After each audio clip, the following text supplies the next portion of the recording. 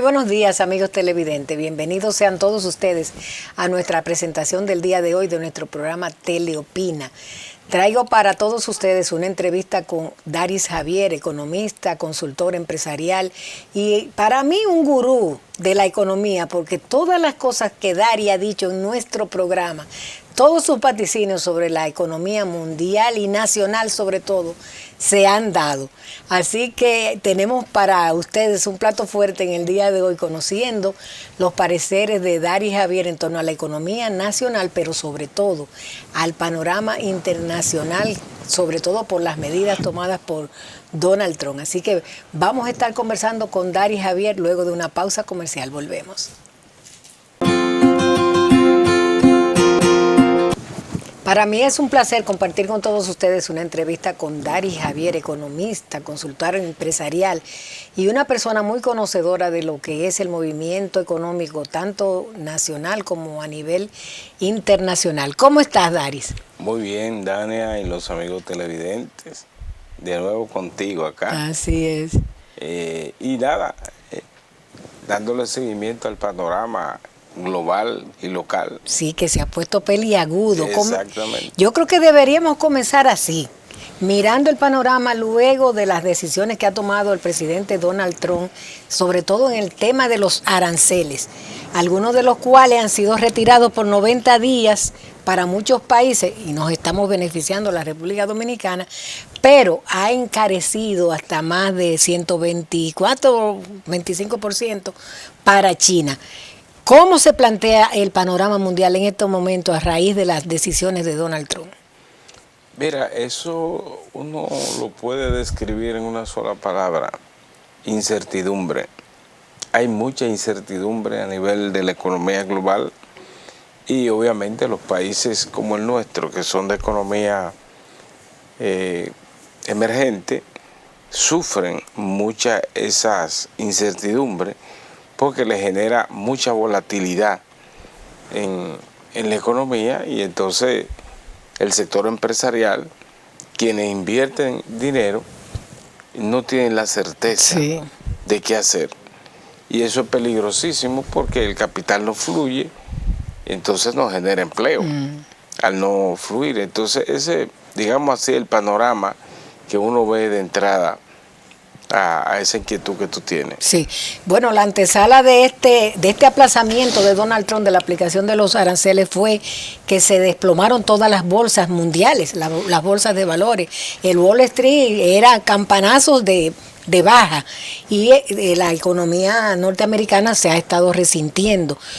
¿Qué plantea ahora esta nueva situación de aplazar los aranceles, pero de mantener esta guerra arancelaria con China, que es indiscutiblemente uno de los más poderosos países del mundo en este momento en materia económica?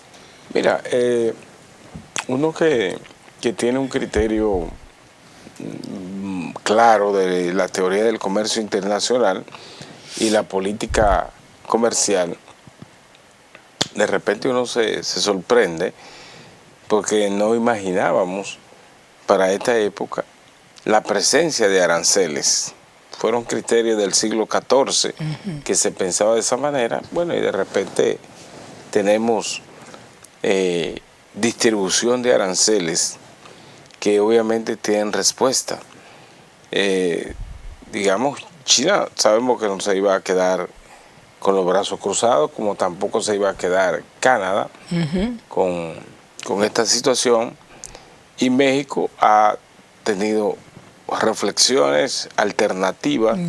Entonces, indudablemente que la presidenta Sheinbaum ha dado muestras de una sapiencia, mucha entereza. Mucha entereza a ella. Sí, entonces, digamos, esa distribución mundial de los aranceles retoma ese criterio de los pensadores que se denominaron mercantilistas en aquella época, y avanzamos por siglos hasta llegar a lo que conocemos como el proceso de globalización.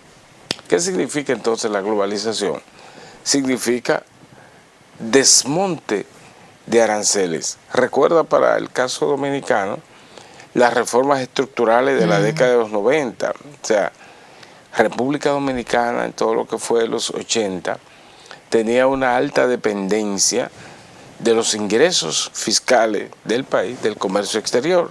Cuando se modifican, se introducen esos cambios en la reforma de los 90, lo primero que se hace es desmontar todos los impuestos de aduana y obviamente se reorientan a lo interno. Nace el Código Tributario, la Ley 1192, sí. Posteriormente se crea la DGI, es decir, hay una dinámica impositiva, interno y externo, por ejemplo, en países como el nuestro, que se aperturan a esa ola global, mundial, que es la globalización. Y bueno, la globalización implica menos impuestos de aduana, implica mayor comercio entre las naciones, y desde ese punto de vista, mirándolo así, la República Dominicana fue un gran beneficiario de ese proceso desde el punto de vista de la apertura y de la relación de intercambio comercial. Pues en lo adelante lo que ha seguido es un proceso de readecuación, modificaciones, cambios, acuerdos comerciales. Nuestro país pertenece a uno de los bloques comerciales más importantes, que es el DR-CAFTA. Y ese DR-CAFTA entonces implica una serie de naciones de Centroamérica, Panamá, República Dominicana y Estados Unidos, en el cual hay una lista de productos que entran con mejores condiciones al país. Y otras naciones también fueron formando bloques comerciales. Y bueno, se creía que todos esos procesos implicaban entonces tomar el arancel como un instrumento ya menos represivo en el comercio internacional. Pues cuando tú ves de repente que eso da un giro y nos vamos hacia atrás, ¿qué es lo que está ocurriendo? Afecta el desarrollo del comercio internacional, los países tienen que readaptarse a esa nueva realidad y bueno, convivir con eso hasta que se piense de que los aranceles son la mejor forma de desarrollar a un país. Otros tienen una interpretación más política desde el punto de vista de lo que es interpretarlo como una retaliación política, y esas dos posiciones tienen asidero, o sea, son una realidad. Ahora, lo que a mí me llama la atención poderosamente, Dania, es que se distribuyen los aranceles para el caso dominicano. Un 10%. Un 10%, y en las autoridades dominicanas, incluyendo al presidente de la República, lo que dice, salimos menos lesionados. Oye, pero eso es como un consuelo de tonto. El problema no es tú salir lesionado o no en un grado X, es que mantengamos la posición inicial. Pero además se emite el criterio de que vamos a negociar, vamos a iniciar un proceso con Estados Unidos, pero no vemos quiénes son los negociadores. Y encima de eso, Estados Unidos ni se da cuenta que eso hay esa intención en la República Dominicana.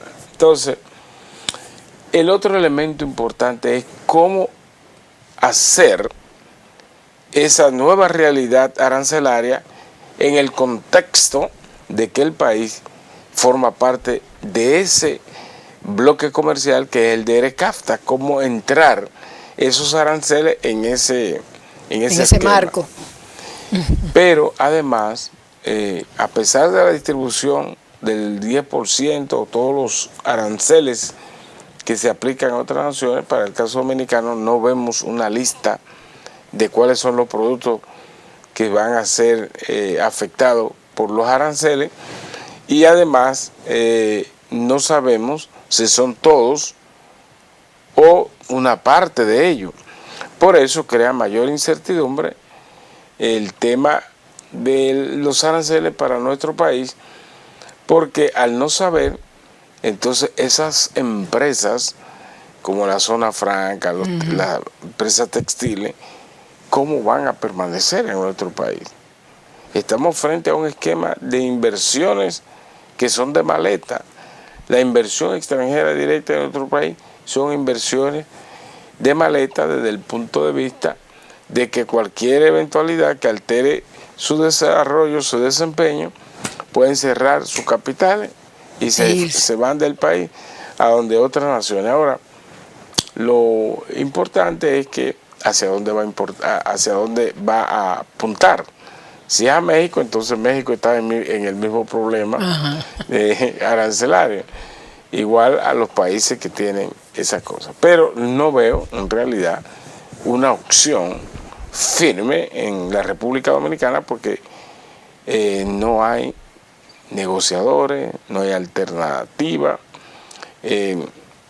no hay criterio firme de cómo reorientar la política comercial de la República Dominicana. Eso es lo que uno ve así, a simple vista, con las declaraciones de las autoridades. ¿Y qué tú le aconsejarías al presidente hacer en ese caso? Porque Donald Trump destinó que fueran 90 días para negociaciones. ¿Qué podemos nosotros negociar con Estados Unidos que nos baje un poco el nivel de arancel? Daniel, yo no sé, porque a veces uno no sabe si lo que uno aconseja o dice a la gente del gobierno no le importa. El problema que uno ve es que ellos no tienen un criterio firme sobre la política comercial. Digamos que lo sorprendió. Ajá. Claro, ha sorprendido a todo el mundo, pero se tenía la aprensión de que podía en un momento determinado ocurrir eso porque ya el gobierno norteamericano había dado señales de modificar su política comercial, utilizando un instrumento tan peligroso como es los aranceles. No estoy mirando, por más discursos que hagan de que vamos a negociar, Estados Unidos no negocia así. Las cosas de Estado no se tratan así. Bien. Entonces no veo como una sustanciación por parte del Estado, no veo quiénes son los negociadores que van a ir en esa comisión, porque el hecho de que tú tengas un cargo no te adjudica el criterio de que tú eres un negociador de política comercial. No vemos un experto en política comercial que pueda, digamos, tener esos criterios para modificar o negociar frente a los Estados Unidos. Bien, pues vamos a una pausa, volvemos con Daris Javier, economista, no se vayan. Conversamos en el día de hoy con Daris Javier, economista y consultor empresarial, y yo quisiera que revisáramos ahora lo que está pasando con la economía nacional, amenazada por tantas cosas que están ocurriendo a nivel internacional. ¿Cómo ves que está el gobierno desempeñándose en esa área? Mira, Dania y amigos televidentes, la realidad hay que admitirla, hay un entorno global con muchos nubarrones grises. Esa es la verdad que nosotros estamos enfrentando y lo enfrentan todos los países. Por tanto, los gobiernos, y este gobierno debe ser previsorio, tiene que prever esas adversidades y no minimizarlas. Uno entiende, cierto, que ningún gobierno va a predicar cuestiones negativas, eso es una realidad, pero tampoco me ponga las cosas como algo tan sencillo y simple que se puede, no, hay una realidad, amigos, lo que hay que enfrentar la realidad, como dice la sabiduría popular, a lo hecho hay que darle el pecho. A lo hecho pecho. Entonces, vamos a admitir ese entorno adverso que hay y ver cómo a nivel interno el gobierno sale lo menos ileso posible, o la economía dominicana sale lo menos ileso posible. Y advertir que, por ejemplo, el hecho de que la economía crezca en un trimestre, en el año, debemos siempre tener presente que el crecimiento de la economía es coyuntural.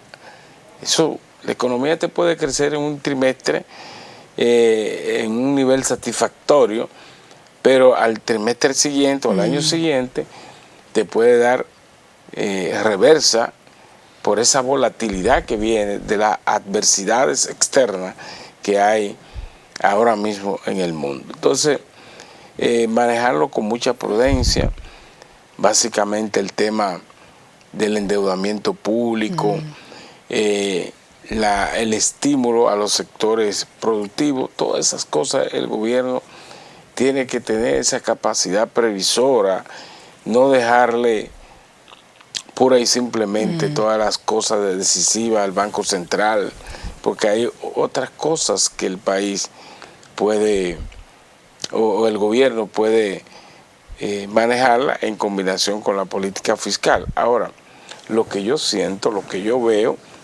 es que en la República Dominicana se ha forjado un factor un poco peligroso.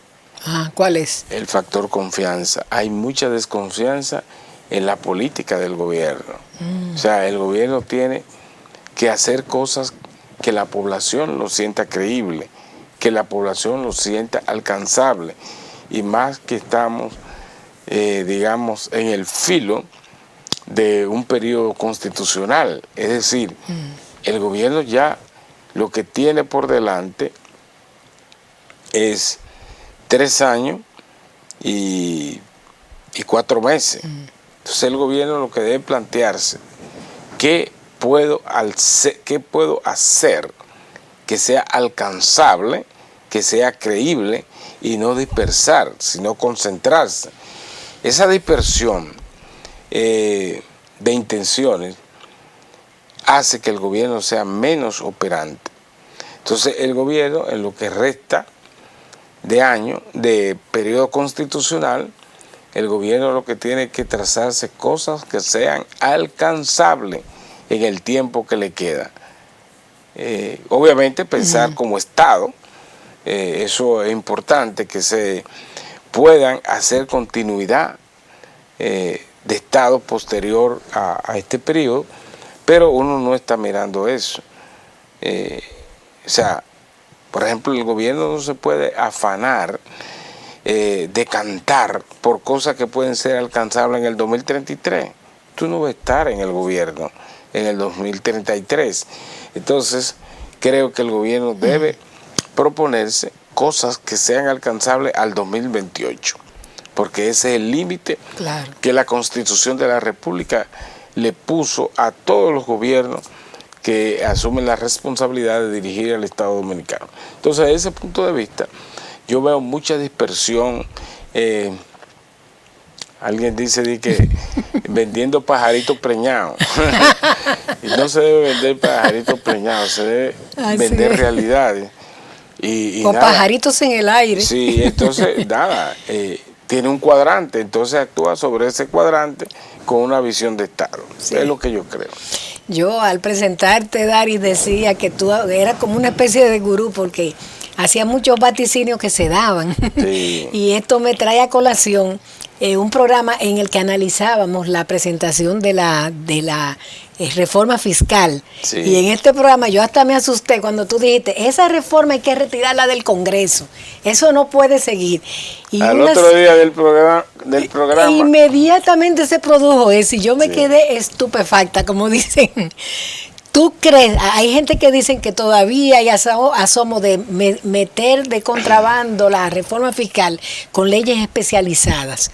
¿Tú qué crees sobre esto? Bueno, eso es peligroso y eso forma parte de lo que te dije, que se va construyendo. Así es. Un factor de desconfianza que es peligroso, porque incluso con el tema del tipo de cambio, lo que uno ve cuando analiza la parte fiscal y la parte monetaria, y tú dices, pero como que no te da señales de que el problema cambiario se está produciendo por un tema fiscal, pero tampoco por un tema monetario, que es lo que está ocurriendo. Ajá.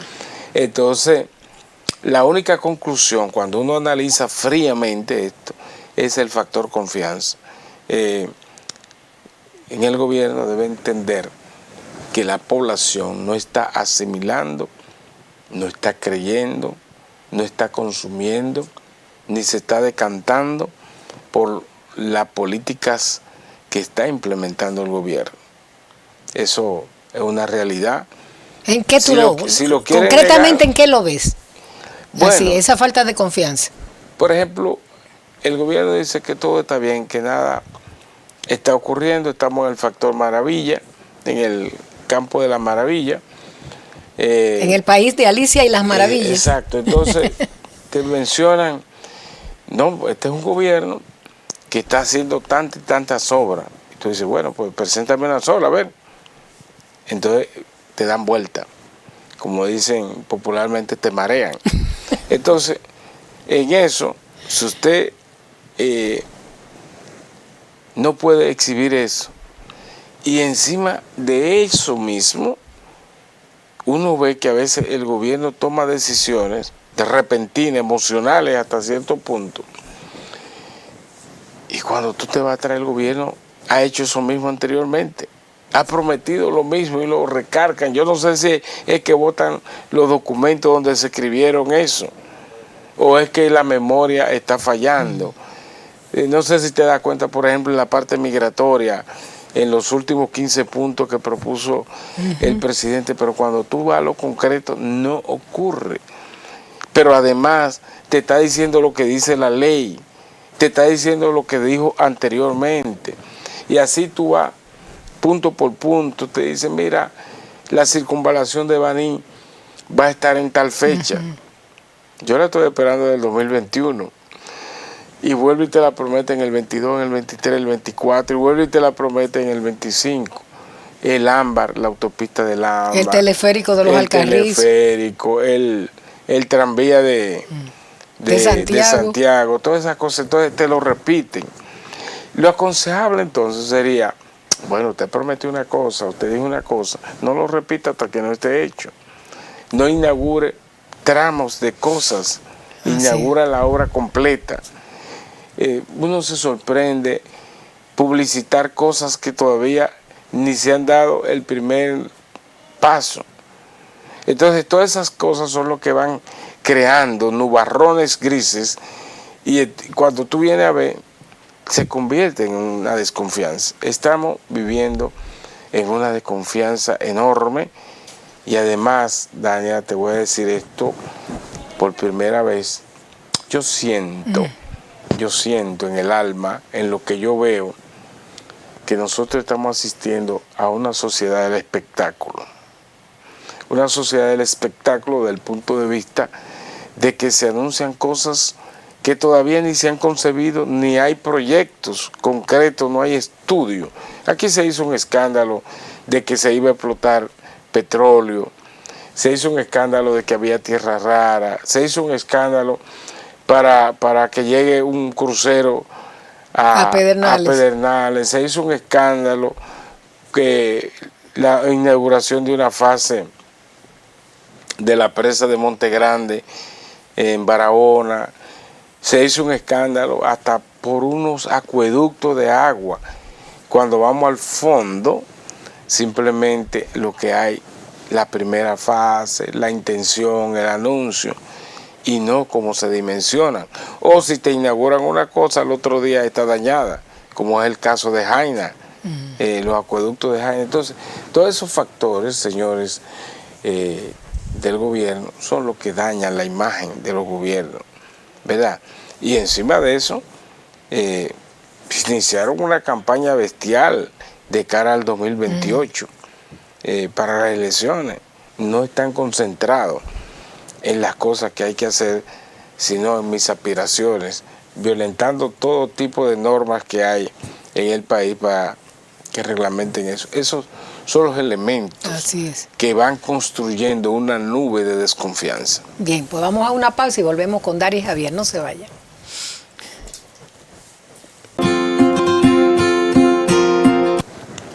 Nos acompaña en el día de hoy el economista Daris Javier, quien también es consultor empresarial. Y yo quisiera que tratáramos ahora el tema relativo al manejo del dólar. Estuvo disparándose en las últimas semanas, pero ha empezado un proceso a la baja y uno lo ve positivo. Por lo menos yo, que desde el punto de una persona lega, en términos económicos uno se alegra, pero ciertamente hay una bondad en que haya bajado. Daña, tú una periodista de olfato. Claro. No eres lega en nada. Mira, lo del tipo de cambio es algo que preocupa. ¿Sabe por qué preocupa? Porque tú sabes que cuando se proyecta el presupuesto de un país para el próximo año, eso lleva a lo que se llama un marco macroeconómico, donde se visualiza el tipo de inflación que se espera, el tamaño de la inflación, el crecimiento de la economía. Se establece también el déficit fiscal y sobre todo el tipo de cambio que se proyecta.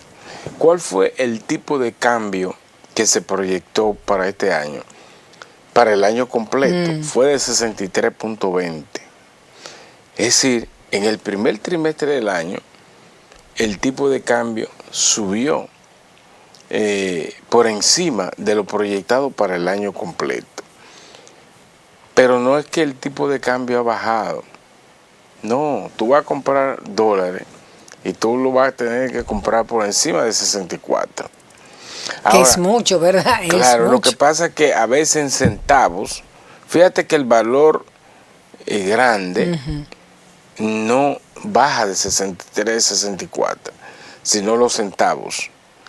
Y entonces te hace una comparación, una ecuación matemática, te hace una comparación y te da, wow, el tipo de cambio bajó 100%. Y eso es psicológico para todos nosotros. 50%. Entonces, ¿ya dónde es para yo ya comprar?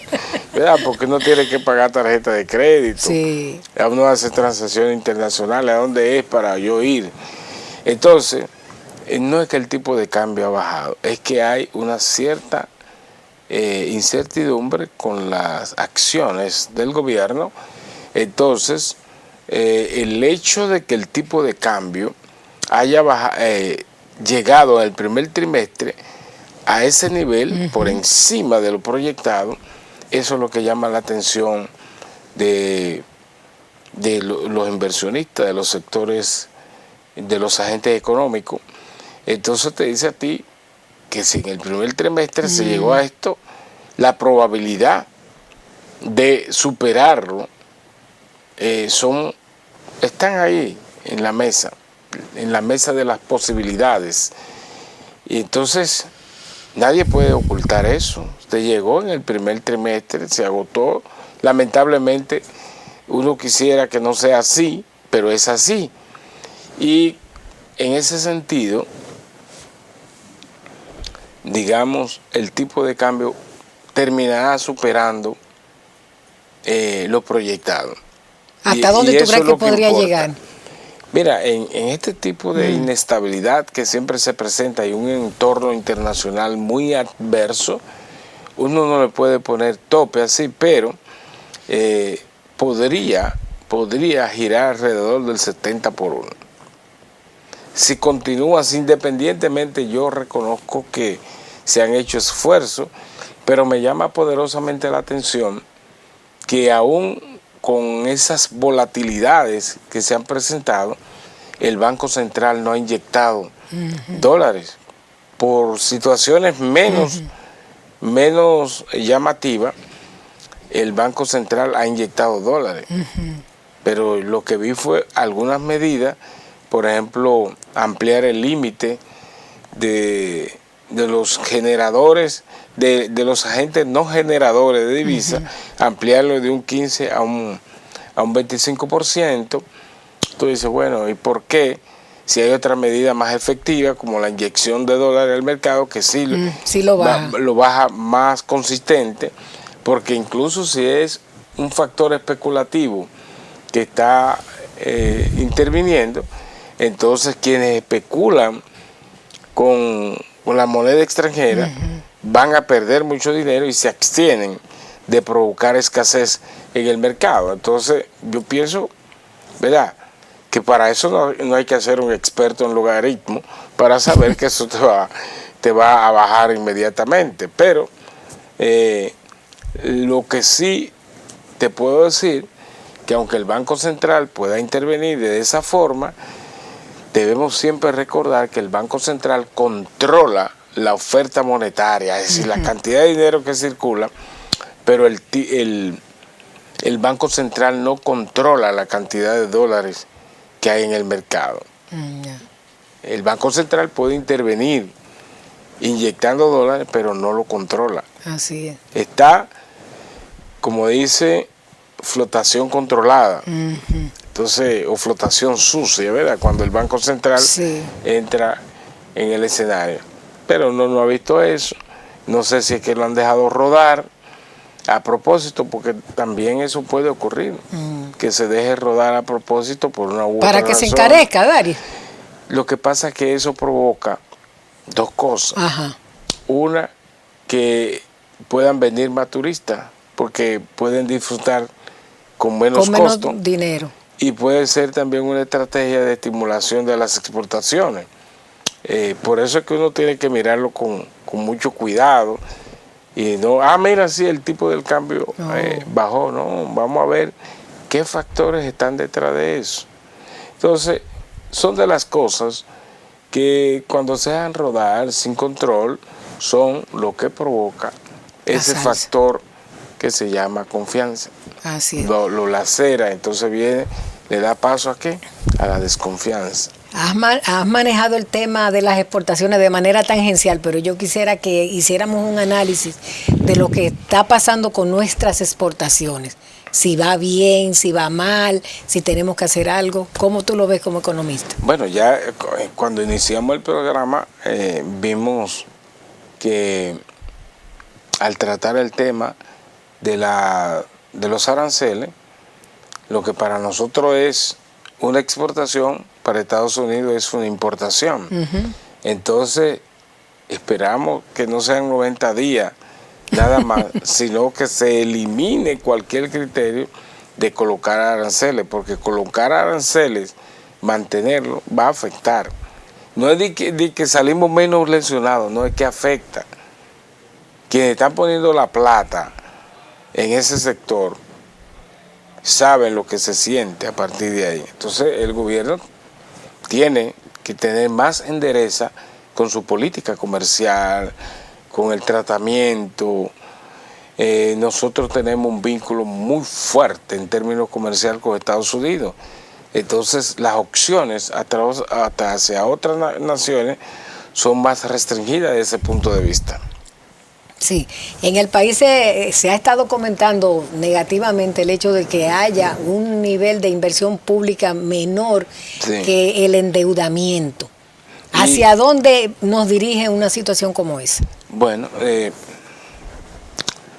problema es que el gobierno comenzó a endeudarse sin freno, no sé quién lo asesoró, y todos los días uno ve más préstamos, y eso va creando una bola de nieve, y esa bola de nieve es peligroso. Y en el caso directo del presidente de la República, debe sentarse con los asesores, porque hay cosas que son los asesores. Debe sentarse. ¿Tú sabes por qué, Daniel? Porque cuando tú asumes la presidencia de la República, la historia te va a perseguir a donde quiera que tú estés. Entonces, los resultados de eso te van a perseguir en el tiempo. Tú puedes estar en Europa, en Estados Unidos, te puedes ir hasta del mapa del mundo, te puedes ir a vivir a Dubái si quieres. La historia te va a perseguir por los hechos. Entonces tiene que, desde ese punto de vista es lo que uno puede decir, aunque no escuchen a uno para nada. Pero ese nivel de endeudamiento es peligroso. Porque, por ejemplo, ¿a dónde se está expandiendo más el nivel de endeudamiento dominicano? Es con la emisión frecuente de bonos soberanos, ¿verdad? Esa emisión frecuente de bonos soberanos no es mala siempre y cuando se orienten al objetivo fundamental, que es la promoción de las obras de infraestructura, que son las que transforman a una nación. Pero no, lo que estamos viendo es unos bonos soberanos que se están utilizando para pagar los intereses de la deuda y para pagar la nómina pública, el gasto corriente. Eso es lo más peligroso, porque tú te preguntas, ¿endeudarse es malo? Depende para qué tú usas. Si tú usas un endeudamiento personal frente a un banco para tú rumbear, o para comprarte ropa. O para comprarte ropa, es un endeudamiento malo. Claro. Pero si tú lo haces para invertir, comprar, digamos, un inmueble para tú vivir, claro, o una inversión que o crear quieras, una empresa nueva. Exacto, una iniciativa nueva. Ese endeudamiento no es malo. Claro. Y así mismo es el país. Los países como el nuestro, su espacio de desarrollo lo van a ir alcanzando son con financiamiento externo. Así es. Pero aquí el financiamiento que se está usando no es para el desarrollo. Y ese es el problema más grave que nosotros enfrentamos. Recuérdate que en la campaña electoral se reformuló el contrato con Aerodón y se hicieron unas justificaciones que parecía que era Venecia que iban a trasladar para acá, ¿verdad? A Luxemburgo, esa grande ciudad del mundo, iban para acá. Entonces llega el dinero y el dinero ni se usa para lo que se dijo. Ay, ay, ay. Y no hay nada que lo justifique.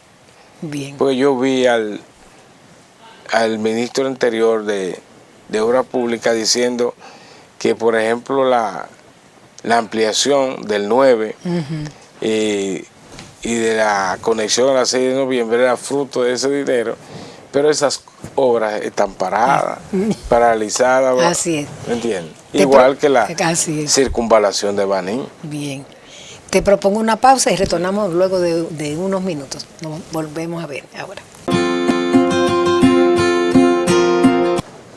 Conversamos en el día de hoy con Daris Javier, economista. Yo quisiera que trajéramos a colación aquí a nuestro programa el tema del impacto que está teniendo la migración haitiana sobre la economía nacional.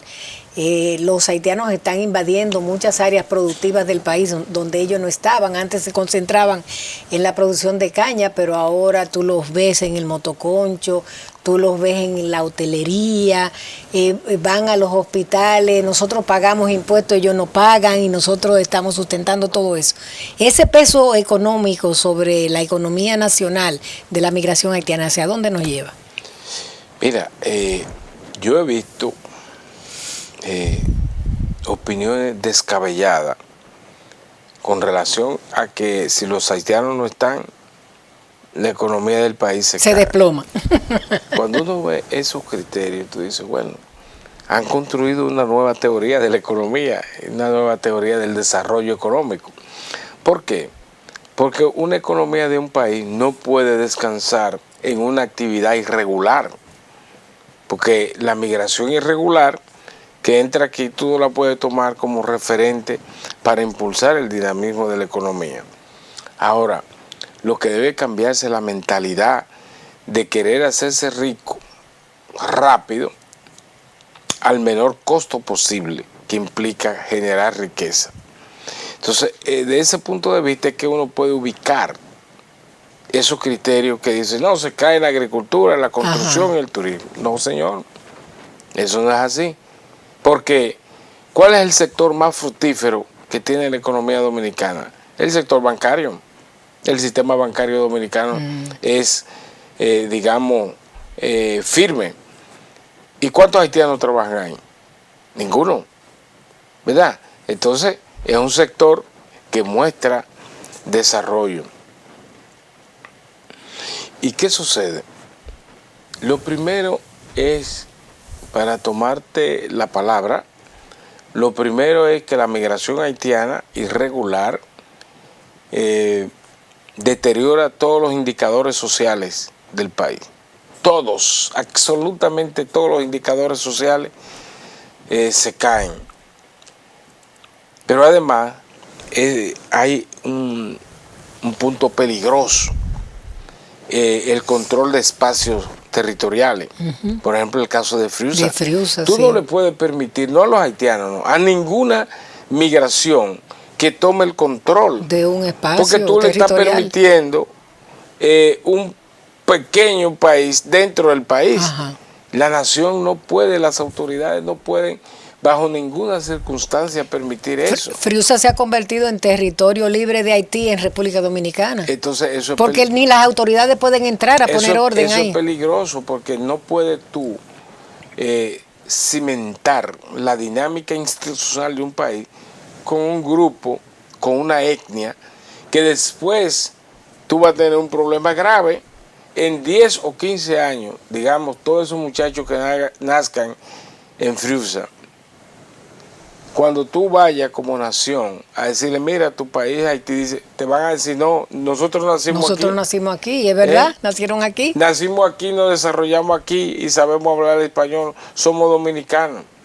Entonces, ese es un problema que hay que evitar, hay que mirar a futuro. Dari, se dice que hay 3 millones de haitianos viviendo en República Dominicana. Yo no sé ¿Eso será verdad? Contaron. Yo no sé cómo lo contaron. He leído esa frase, esa cifra, pero no sé tengo... cómo lo contaron, pero la verdad es que hay bastante haitianos. Lo que yo no sé si 3 millones se pueden contar tan rápido. Lo que pasa es que como los haitianos toditos se parecen, quizás mucha gente piensa en eso. Entonces, lo primero es desintegrar ese tipo de control espacial, territorial. No puede ninguna nacionalidad tener un control territorial en la República Dominicana. Pero el otro problema es, yo escucho desde el gobierno que dicen, desde el año 2022 o 21, creo que no se está otorgando visa a los haitianos. Entonces, ¿y cómo entraron aquí?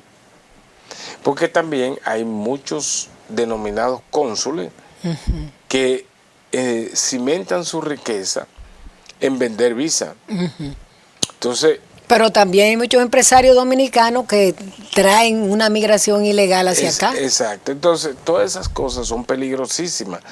Si tú sigues permitiendo que el turismo, la construcción y otras áreas de la economía el solamente funcionan con la presencia de haitianos, no hay nada que buscar en el país. Porque de cara al futuro, entonces tú lo que te estás diciendo, vamos a permitir una serie de nacionales extranjeros irregulares en el país, y si de repente ellos se van, porque variaron las condiciones de su país, entonces tú vas a desplomar la economía del país en lo inmediato. Entonces no podemos ser inmediatistas, ¿verdad? ¿Cuántos dominicanos no hay desempleados aquí? Pero es más fácil pagar un sueldo bajo, que es el criterio para los migrantes, y entonces a cambio de eso sacrificar la soberanía. Toda esa gente que se concentra en espacios territoriales van a traer muchachos, nacimientos masivos, que después los pro haitianos, los mismos haitianos, van a alegar, ellos no saben a dónde queda Haití porque fue aquí que nacieron. Eso es peligroso. Ahora, ¿cómo desarticular eso? ¿Cómo hacerlo? Se habla de hacer que los dominicanos se integren a producciones como la de la construcción. Sí, pero, ¿tú crees que es posible ya revertir el hecho? A verlo por partes. Primero, la política de sacarlo de manera terrestre, pero entonces te cobran peaje y lo devuelven para atrás. Lo devuelven inmediatamente. Y se convierte en un negocio, ¿verdad? Lo otro que tú decías, revertir la mano de obra haitiana y volverla dominicana. Hay que pagarle a los dominicanos. ¿Cuántos dominicanos no saben hacer lo que hacen los haitianos y lo pueden hacer mejor? Lo que pasa es que el dominicano te va a exigir que le dé seguro médico, que le pague mejor salario, pero el dominicano va a pagar impuestos. ¿Entiendes? Entonces, de ese punto de vista, tenemos que tener claro lo siguiente. El hecho de que usted como empresa se quiera desarrollar sobre no pagar impuestos está fomentando la informalidad de la economía, y eso es peligroso. ¿Por qué? Porque cuando tú tienes una economía llena de informalidad, tú lo que estás diciendo es que mucha gente de cara al futuro no van a ser beneficiados de la seguridad social en ningún aspecto, ni del médico, ni de una pensión digna. Entonces estamos desbaratando lo mismo que ha costado años en construir. Entonces los dominicanos se van a trabajar a Estados Unidos y a Puerto Rico, lo mismo que hacen los haitianos aquí. Ajá. La primera vez que yo fui a Puerto Rico, yo dije, ¿a dónde es que se concentran los dominicanos? Y me llevaron. Vi gente que conocía, sí, con un pico en la mano, con una pala, trabajando construcción. Pero aquí les da vergüenza. Le pagan poco. Y le pagan poco. Porque ven dólares allá y aquí poco peso. Entonces, señores, una economía, una sociedad se desarrolla, se mantiene la seguridad ciudadana, la seguridad del Estado, en base al desarrollo institucional, no en base a la informalidad. Entonces la informalidad en el momento, en la coyuntura, te puede beneficiar, pero de cara al futuro te puede destrozar. Entonces eso es lo que debemos evitar, que mañana, en 10, 15 años, entonces haya que hacer una especie de conflicto como lo que han ocurrido en los Balcanes. Entonces, esa entrada de haitianos, tú bien la controlas con 15 y hasta con 20 puntos, pero eso es insuficiente. Muchas cosas de esas le dice la ley, muchas de esas cosas lo dice el reglamento migratorio. Entonces, primero, suspensión de empleo. ¿Quiénes lo emplean? Segundo,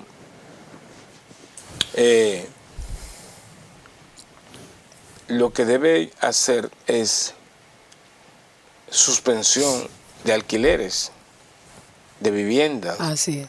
¿Verdad? Mira, aquí hay haitianos, familias haitianas, que tienen sus empresas en Haití, pero vinieron a vivir para acá, a cuidarse físicamente. Sí. Y tú lo ves que pagan colegios caros, universidades privadas caras. La élite haitiana, como se dice. Y tiene vehículos de lujo, incluso con placas haitianas. Y tú los ves transitando por donde quiera. Ese es otro tipo de migración. Así es. ¿Cómo tú lo posicionas aquí adentro? Es un problema social, es un problema económico, y que posteriormente puede convertirse en un problema étnico. Si no lo quieren ver así, entonces no esperen que el problema explote. Hay que desintegrar todos esos espacios. Sí, cómo no. Bien, pues con estas palabras vamos a concluir esta entrevista tan interesante con el economista Daris Javier, analizando todos estos aspectos tan importantes de la economía nacional. Agradecerles a ustedes que hayan estado con nosotros y esperarlos la próxima semana. Hasta entonces.